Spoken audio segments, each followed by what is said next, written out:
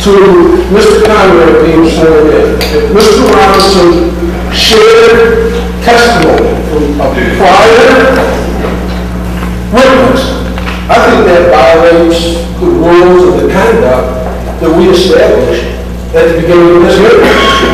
And I asked Mr. Forrest if Mr. Robinson shared testimony prior to the start of this hearing. What is your recommendation? Can I ask Mr. Forrest to ask what information was shared?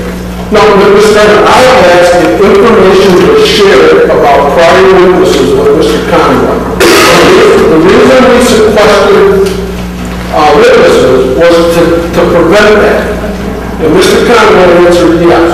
And I believe in observing that Mr. Robinson shared the testimony of Mr. Coles with Mr. Conrad prior to him being sworn in as a witness. Mr. Forrest? Mr. President, we may have a problem. Now here, I should just mention to you that what Scott Kincaid's talking about at the start of this hearing, the witnesses were sequestered. That means they were put out away from, in another room away from the hearing, where they couldn't hear the testimony of other witnesses, so that when they came in, when they testified, they weren't trying to fit their testimony to what was already said. You wanted a kind of a clean, pure hearing with clean, pure testimony.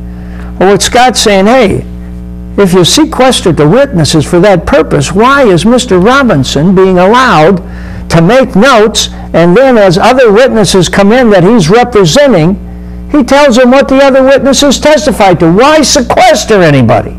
You defeat the spirit of the idea of the hearing and the sequestering. He's absolutely right. See, Robinson, who's a good fellow, he should not have been allowed to represent other witnesses because they may have conflicting positions. One says it did happen, one says it didn't happen. Maybe they were together, so one is lying or one is exaggerating, and he's representing them both. That's not right. They have different interests. So that's what happened here. That's what Scott Kincaid was talking about. He's absolutely right, as far as I'm concerned. You know, here's the bottom line. In politics, government and politics are always intertwined in all aspects. And no matter how hard you try to get it out, it's still going to be there.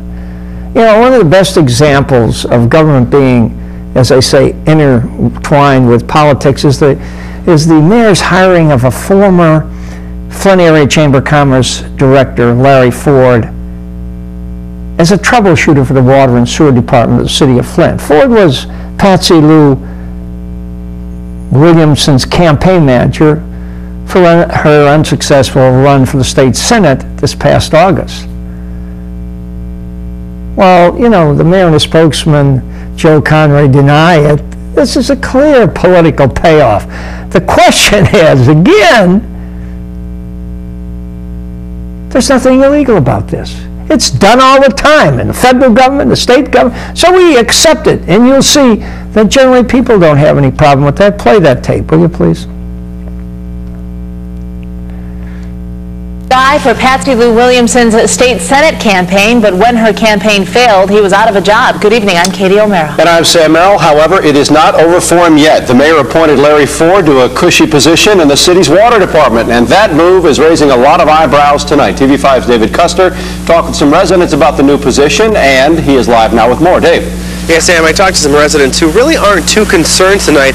They say Larry Ford comes with a lot of credentials. You know, he was the leader of the Chamber of Commerce for 30 years. Is there any wrongdoing in it at all? Is it much to do about nothing, or should residents be concerned about the latest political move from the mayor's office? This man, Larry Ford, was the campaign spokesman for Patsy Lou Williamson's run for state senate. Her campaign failed when she lost the primary election. Ford was out of a job. That is, until the mayor created a new $45,000 a year job at the water department. This job here will be a job that will be a real test of his skills.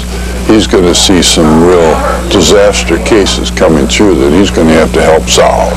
Ford told TV5 last night after we broke the news that he will act as a mediator to help solve people's water problems. He didn't go on camera, but the mayor's office says it's a much-needed position. He has very little political skill, but he has a lot of business skill, and so that's where we're going to need his help. Might be a problem, I don't know. I won't say nay, I won't say yay. I think it was okay, yeah. I don't think he meant any malice. Now, the water department has been sued several times in recent years, and they're hoping that Ford will be able to prevent these lawsuits from even happening. For now, reporting live in Flint, David Custer, WNEM TV5 News at 10 on Fox 66. All right, Dave, thank you. Now, I think Joe Conway's comment was a little